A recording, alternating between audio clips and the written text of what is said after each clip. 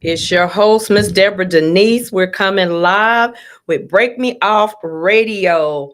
This platform is to share about things you didn't know, want to know more about, or to share what you already know and enlighten all of us on it. We want to give you what you've been missing, but most importantly, we want you coming back for more. So we're going to break you off tonight with our special guest, Miss Judith Brown. Listen, y'all, this lady and I go way back, and we've come up through the trenches together. And I was actually quite glad that her husband reached out. I had another topic, but God always has a way to switch things up. So I'm actually grateful to have her here. She doesn't even know what we're gonna talk about. I sure do. I always tell people it's unscripted up in here. It's always gonna be that way. So I just want to let you all know that she's off guard, but she's going to give you all information to guard you to help those who may need our help the most. So, Ms. Judith, I want you to first give us a little background, tell us who you are before we go into anything else about Project 704. Sure. Judith Brown, married to Mr. Excitement, Mr. Chuck Brown. Lived here in Charlotte for about 15 years, originally from New York. So I'm a snowbird coming all the way down here. And Project 704 is my life, but I do have an extended family of 5 kids and, grown sons. And we can get into talking about all of that. Yeah. So one thing I know about you is you do this work based off of your own experiences. Yes. Not being able to have the help to what people say now. Now it's a thing to say we're navigating the system or we're system navigators. But where were these system navigators when we needed them? They weren't here. Didn't exist. This was, my story starts about 20 years ago. Mm-hmm. So, think back to that time. And I was working in corporate America, just going on about my way, and began to have some health problems that eventually forced me out of the workforce. At the same time, think about 20, 30 years ago, what did we know about autism? I was raising 2 sons with autism. And so there was no system navigation for any of this back then. I didn't even know where the DSS office was. People said, well, go get you some food stamps. I said, well, where is it? And how do I do that? And so, because I'd been working since I was 17. Mm-hmm. So the goal was, okay, let me go and do this. And I walked into a system that wasn't built for the people they literally serve. It was not built for you to understand it. It was who you knew. It was how long you already had the experience of doing this. It was not a great place for a new person to figure it out. But my mother said I was the most stubborn child she had ever seen. So I was darned and determined to figure it out. And I did. But I said, what about families that aren't as stubborn as me or don't have, the privileges that I had to work in corporate America and have a savings, all those things? What happens to those people? And so the goal was, I always promised, I said, when the boys grow up, I'm going to start a nonprofit. Now, I said this with all kind of like, I'm going to start a nonprofit. I'm going to be out here in the community. Had no clue, no training. Just knew from my own personal experience, this is what people need. They need that system navigation. And not only do they need that, there's 3 things that are really a part of Project 704. It's the system navigation. It's the peer-led support to be with you on this journey. Anything from filling out an application to applying for Social Security, to even advocating with your own doctor's team. So we have that. And then our third thing that we do, and I didn't even know I was doing this, a consultant had to tell me, she said, Judy, you out here training people how to be their own self-advocates. When they finish with you, it's not like they're more dependent.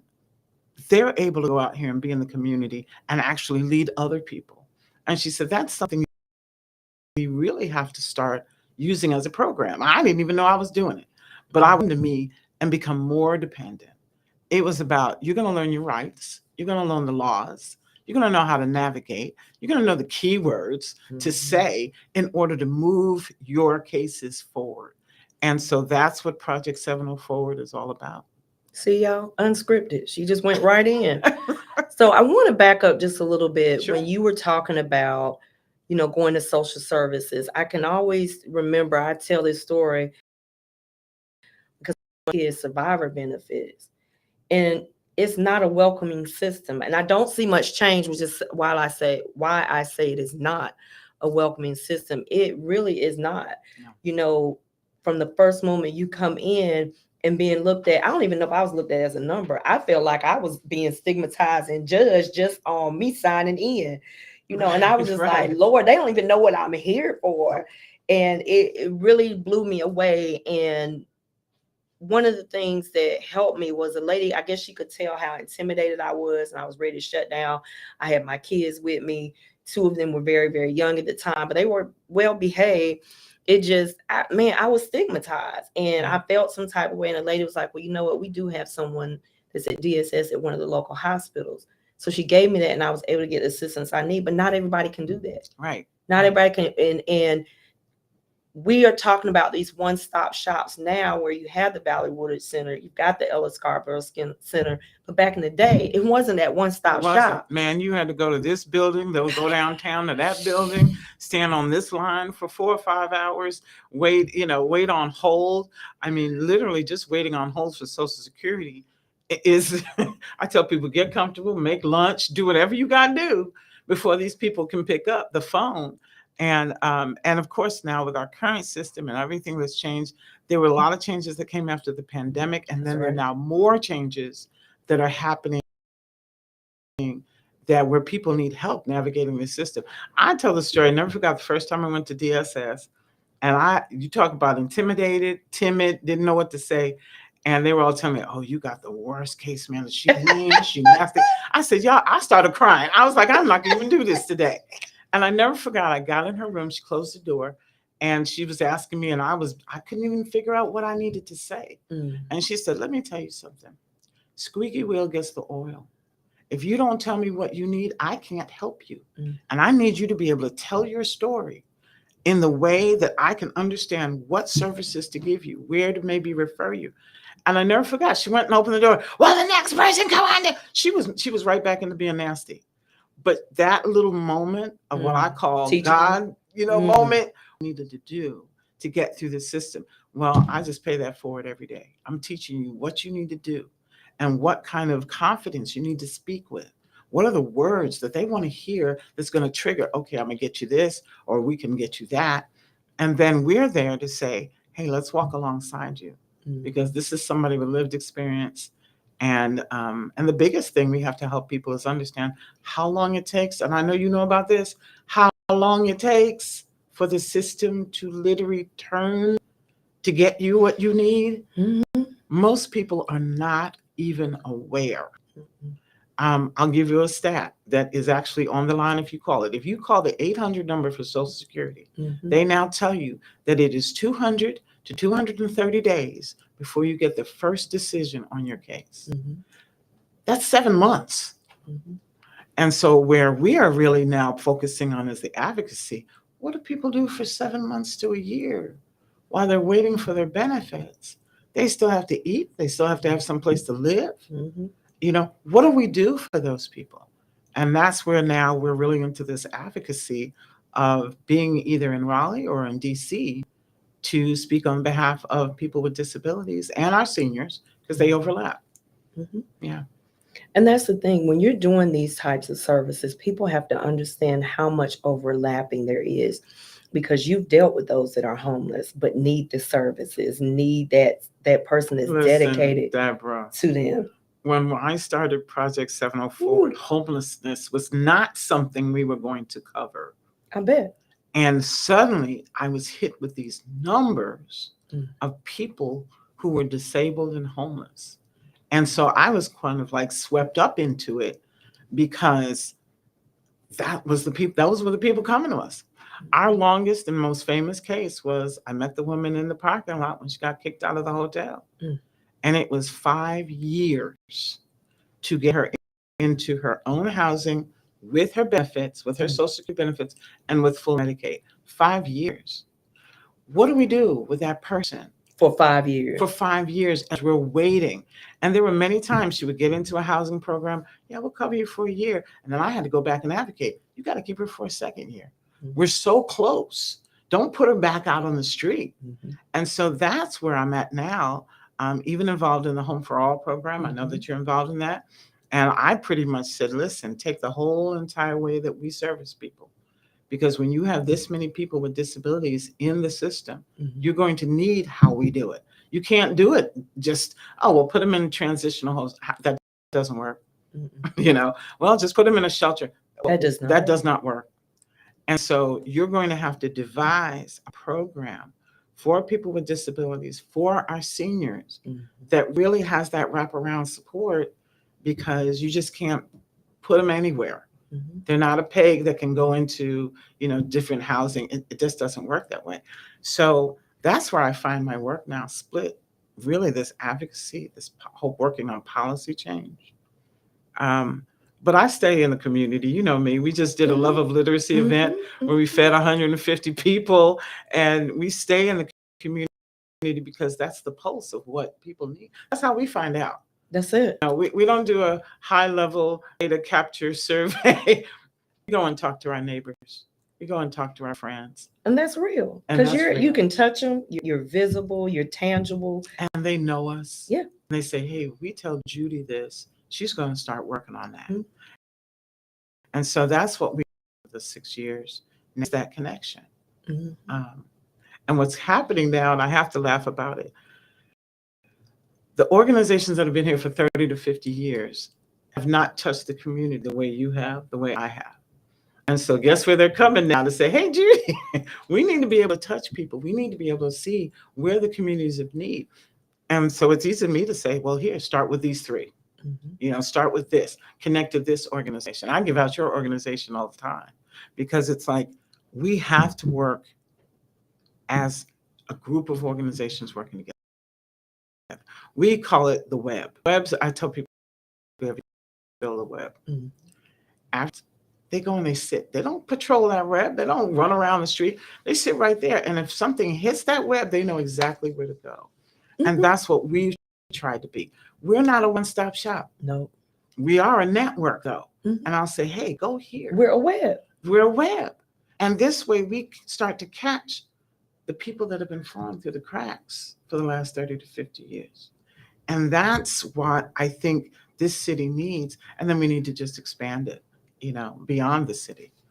But What's wild is you and I both got that traction during COVID, but that was the first time in years that I think services were looked at differently. Yeah. We can't just wait for somebody to come to us.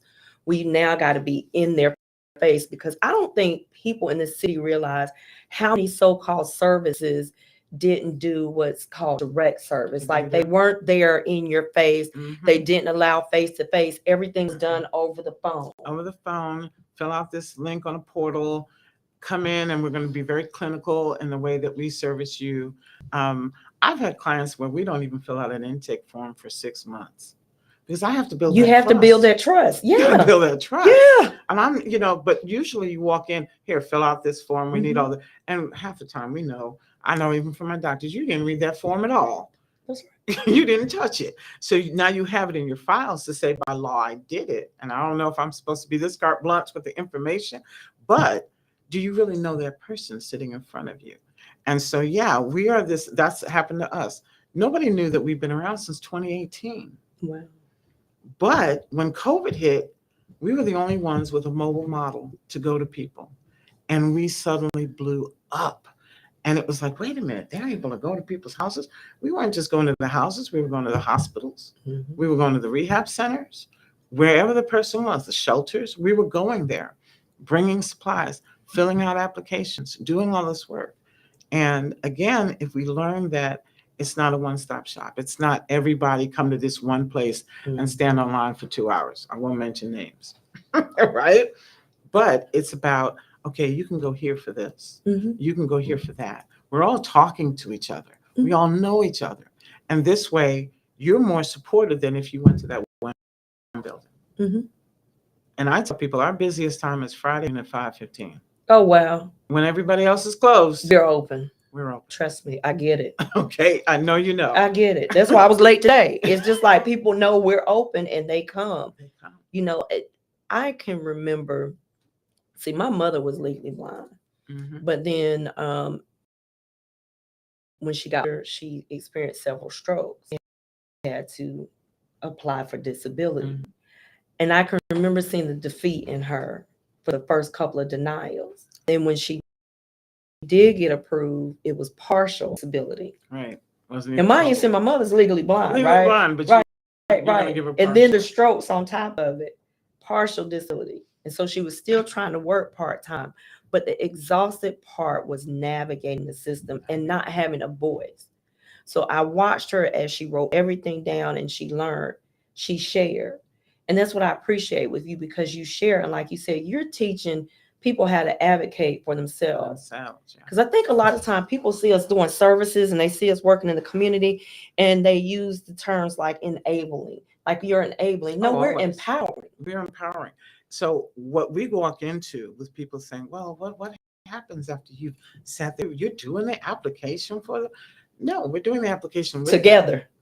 We're with them. Yeah. We're on the phone on a three-way call, and you're listening to how I Mhm. advocate for you. You give me permission to speak to these people, and I'm showing you. Then when we're by ourselves, we're modeling. I'm saying, how are you going to answer this call? What are you going to say first? And so the whole goal is, I want to leave you stronger Right.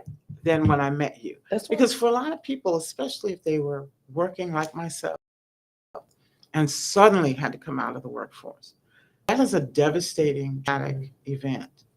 And now they have to reinvent who they are. Mhm. They have to have, we're all about, so what do you do? So what do you do? Yes. Now Yeah, they have to yeah. figure out, okay, I don't do that anymore. Mhm. Who am I? Because I don't do that anymore.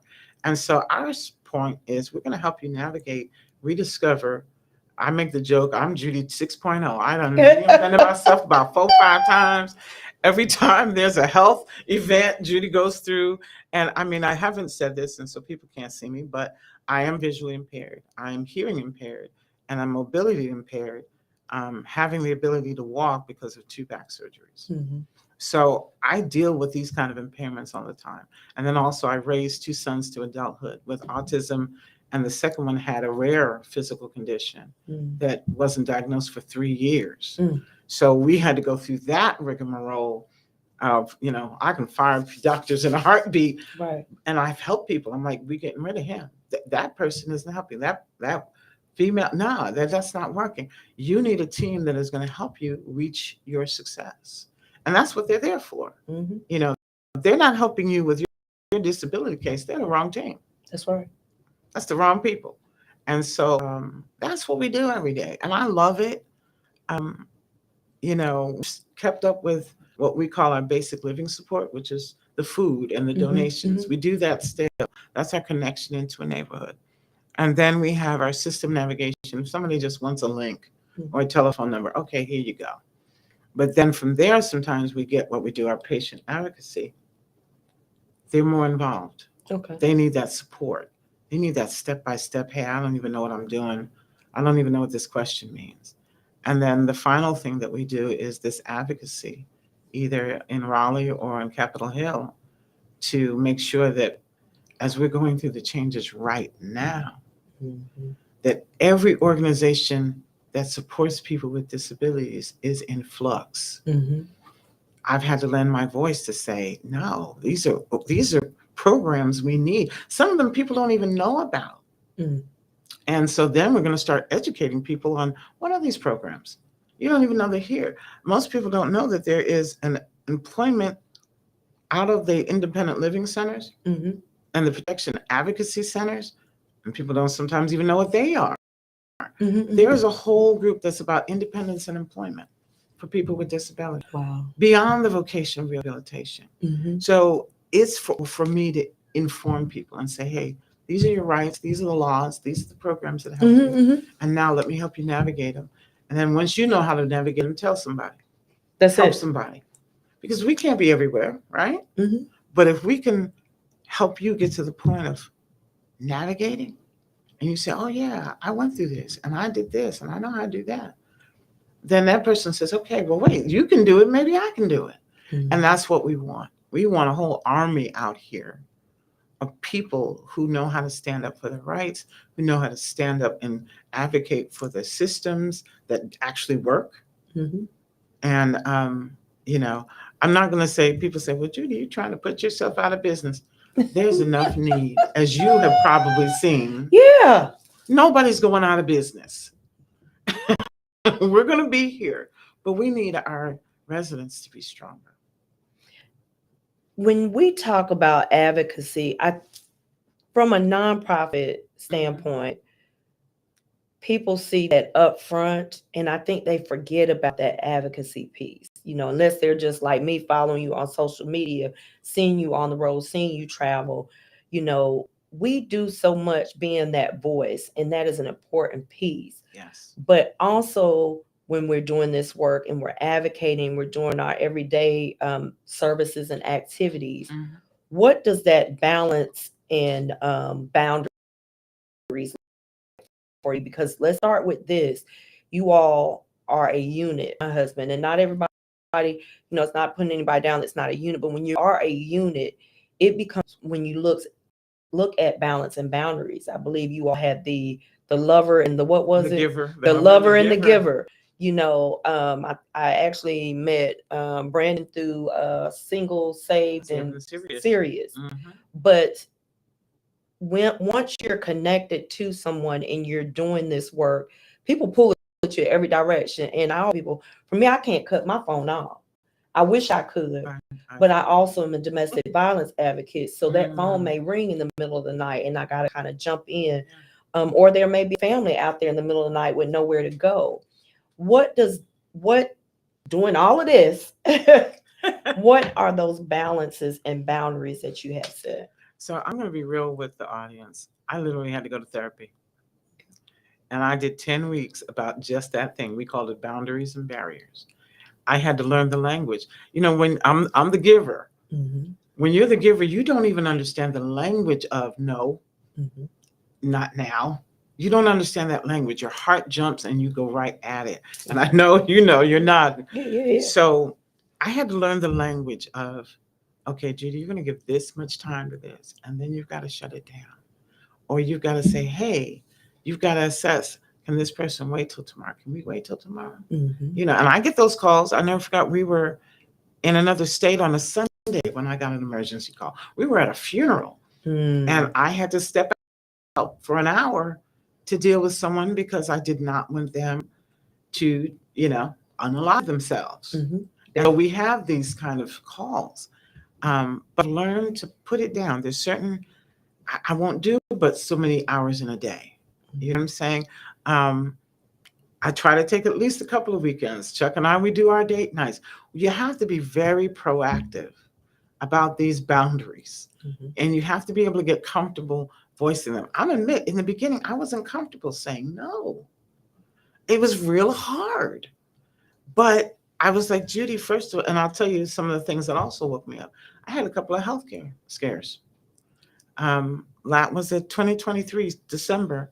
I had pneumonia and the flu at the same time and ended up in the hospital with an AFib. For 5 days, my heart would not listen to anything. And they were literally right at the brink of scheduling the surgery to ablate the heart when it back in the rhythm. So I know that was another God moment. But it said, listen here, if you're in the ground, the work is still going to be undone. And so you've got to say, put the oxygen mask on myself. No, Judy said she needs a whole self-care regimen for her first before I am strong enough. And this is an everyday thing, that I'm strong enough to really help other people. I've also did where most of my days now are virtual. I had to do that because Judy can't be everywhere in person and sit for 6-7 hours somewhere. That was the reason I had to come out of corporate America. I can't sit like that. And so I had to start to build in how I do this work, how long I do this work, and when it's time to say, hey, listen, can this wait till tomorrow? Or, here's another organization. But I will say this, and I know you know this, there's very few organizations like ours hit what we hit. Disability. There's not many organizations that are doing what I'm doing and how I'm doing it. And so that's on us now to build our organization so that we can help more people. But for me, I've learned how to say no. And it's a that's whole hard. sentence. Yeah, It's a whole sentence with a period on the with a end. period at the end. It's Yes. very hard because you do the work and you know, I've had people tell me, Deb, it's like you're trying to save the world. No, I'm not. But I do want to answer the call to those that have been assigned to me. But it's okay to tell them to wait. To wait. And it's okay to really assess and ask them the questions. And this is where the trust is. Mm-hmm. I've got clients, they're in the hospital. But Judy, I know you're so busy. Don't do that. You can text me and ask me. Yeah. But at least we have this trust relationship where I can say, hey, can I come up and see you tomorrow later? Mm-hmm. And if we can say yes on that, okay, good, because I'm going to take a nap. I got to rest. But it's learning the language Mm-hmm. and getting comfortable using it. And it took a minute. It took a bit. 10 weeks. I get you. I get you, man. I listen, between therapy, which I use myself, and Yes. sticking to it. I tell people, I'm ordained to marry you or bury you. And I was telling couples, about balance and boundaries. I said, Deb, you got to follow, you gotta eat what you say. And you know what? I wanted to come home to a husband. Hello. I did not want to come home to an empty house. And so I had to learn that, Judy, at some point you got to pay attention to this person you asked to spend life with, right? You got to spend it. What do they like to do? They don't want to hear about work 24/7. Maybe they want to go out and eat. And so I had to learn how to say, listen, that's another hard thing for us givers. Turn it off. Turn it off. He ain't going nowhere. I seen the meals you cook. He ain't going nowhere. Even the hot dog, from the hot dogs, nachos, he ain't going nowhere. Just cook a meal. Right. Cook a meal, right? Yeah, I put out the menus. Yeah, he ain't going nowhere. Yeah, he knows I love to cook. So, but yeah, turn it off sometimes, Judy. You ain't got to have that cape on 24/7. I've learned it. Put it down. Just put it down and be vulnerable and be a woman who needs a man. Okay, I'm gonna put it out there like the real. I'm a woman who needs a man, and I'm thankful for my partner who supports the work that I do. And I know you have that beautiful relationship. I only know Miss Sugar Bear. Somebody just texted me before coming in and was like, I don't even know his real name. Sugar Bear. and so I take care of Sweetie Pie. I'm like, Sweetie Pie, what we can do? What do you want? And I've even getting back to, I'm cooking a meal. And it's funny because my sister has a home health aide. And she said, Judy, you just hopped up from a meeting and went and cooked a 20-minute meal and sat back down. Like nothing happened. Like nothing happened. I know how to do this. Okay. That part, once you start getting it, you get it. And you're able to make those pauses. You're able to stop. Better at it. I wasn't good at the beginning. I'll be honest. No, I'm not. And there's some days I'm still like, look, this is important. This has got to be done. Mm-hmm. People only see the services, but then the whole other world of being a nonprofit and the I and the R and the S. But we are everything. We're front office. We're back office. We're accountants. We're lawyers. We're doctors. We are everything. We're fundraisers. We're salesmen. We're everything. We know more than most the average CEOs know. Mm. And it's just like, did I sign up? That's a whole nother show for another day. Yeah, I'll come back on that one. Well, this is actually a good segue because I'm going to let Judy come back with us, and she's going to tell us about a fundraising event that they have coming up, I believe, on May 17th. Is that correct? Yes, ma'am. All righty. Here is Sundress by Coco Brown. You good? You did a lot of talking. That'll do it for me. Just pull your head back. Take your shoes off. That's all I need. You know what I mean? Sundress. Check it out. The soul of your femininity. It's you just like that dress. You see, I don't need to see your designer clothes, silk robes, or fishnet pantyhose. Cause to me, that sundress you wear is the next best thing to you naturally. Just about any color will do too. Cocoa, brown, or a light shade of blue if it's alright with you, because to me, I just want to see the way it holds you, it envelops your teeth in your skin like the wind, entices the hell out of me. Caressing you so close, but making you look so free. Sundress. Days, months, even millenniums after I saw you in that dress, images of your behind still danced in my mind, leaving little imprints of the silhouette of you up against the horizon in that dress. Oh, this is real. You see, that parking lot might as well have been a field of daffodils, because not one card in my mind let my eyes see. Just the sun, moon, brooks, and streams, and the soul of your femininity, but not even a close. Y'all know I'm old school. I love me some Coco Brown. That is sundress, but I thought to be appropriate because I believe you all got a jazz and blues edition concert coming up. Coming up. Come We on and tell are- us about it. Listen, this is what is it, third year that That's we what's are up. doing the community concert. And so this actually shows people what we do with our mutual aid and our in-kind donations into the community. We'll probably be able to feed, we say until it runs out, we're going to be feeding folks. We've got a soul food truck coming, and a hot dog truck coming, a popcorn lady, and the icy lady. That's That's it. we're going to be giving into the community. We have supplies coming, and almost all of our vendors are community resource vendors.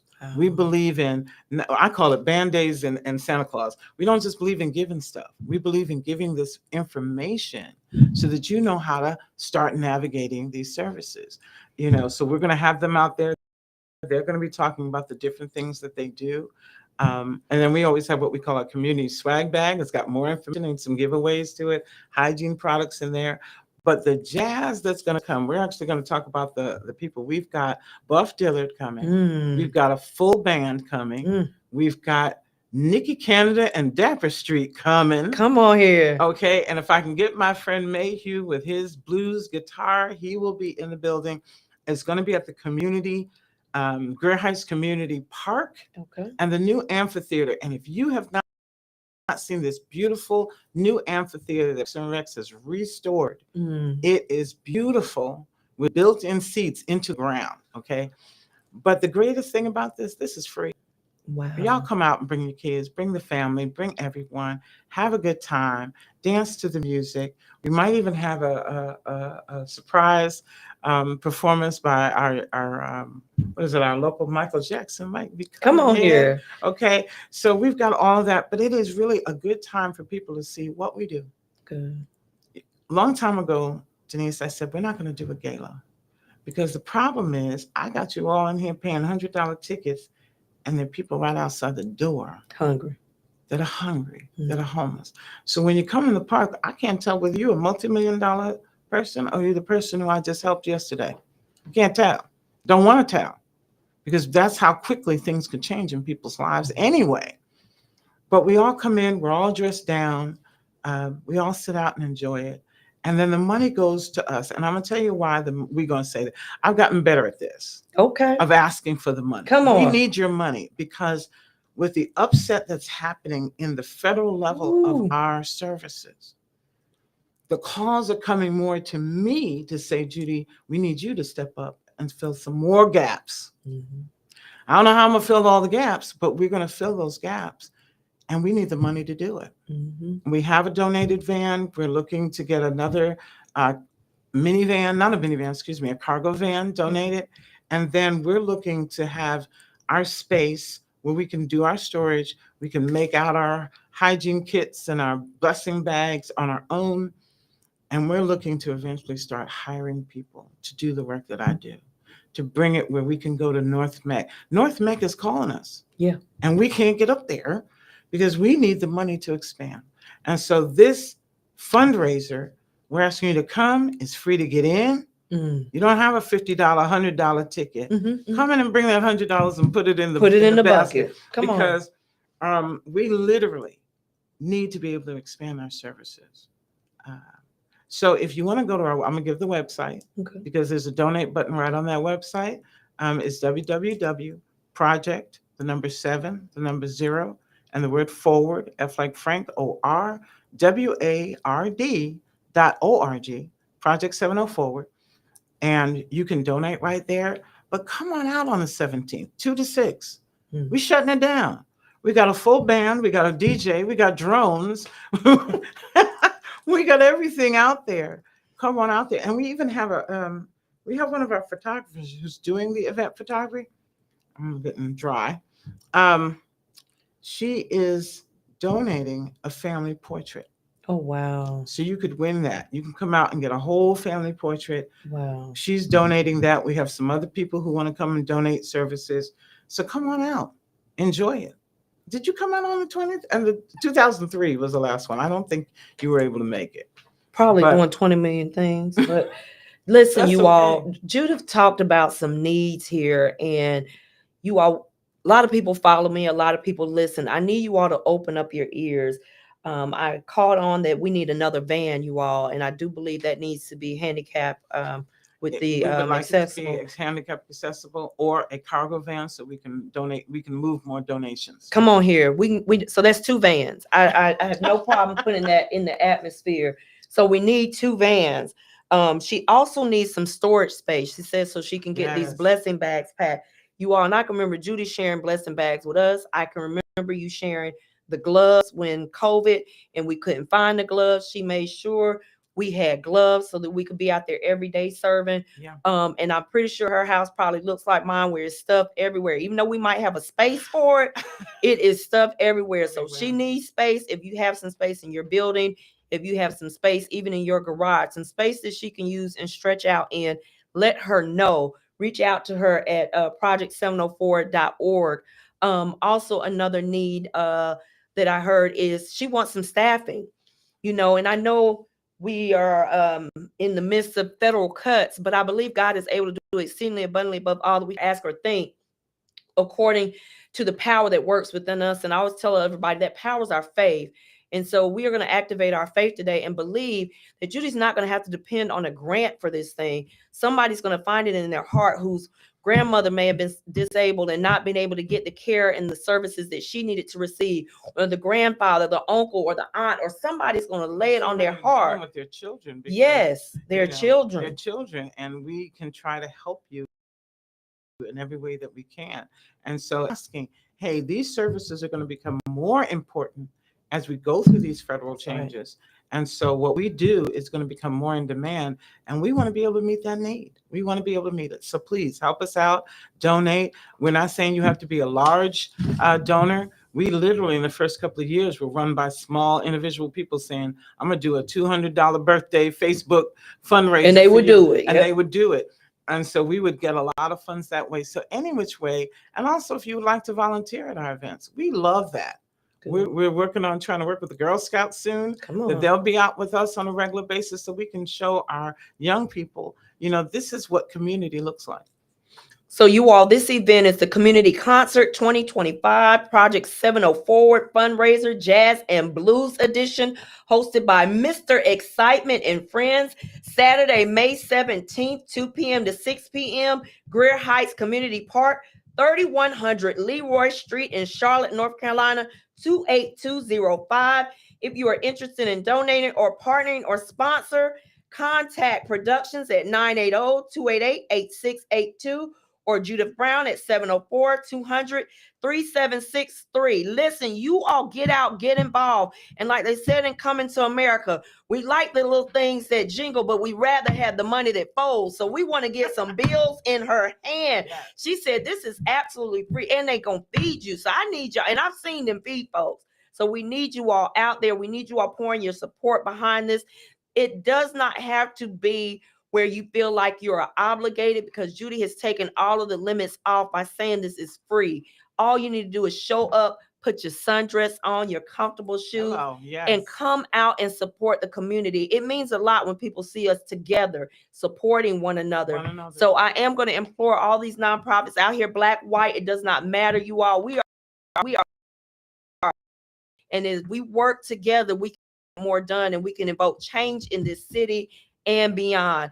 Miss Judith, I am so you joined us today. You are absolutely amazing, Thank you so much, phenomenal. Deborah, for this opportunity. You have no idea. I just, again, I always speak so highly of you, and this show is just absolutely along the same level. So thank you very, very Oh much. man, listen, anytime, seriously. You all check her out, find out how you can help her out, send donations her way, make a difference in the community. As I always say, do something for somebody other than yourselves. Get up your own way, stop being selfish, and be selfless. So those are the things that we concentrate and focus on. And we're going to have the beautiful, beautiful one and only Miss Jill Scott take us up out of here, you all. You all check us out every Wednesday on The Connected Radio, theconnected.net. We're going to give them a big shout out because we appreciate them for allowing us to have this platform. Living our life like it's golden. We out. Yes.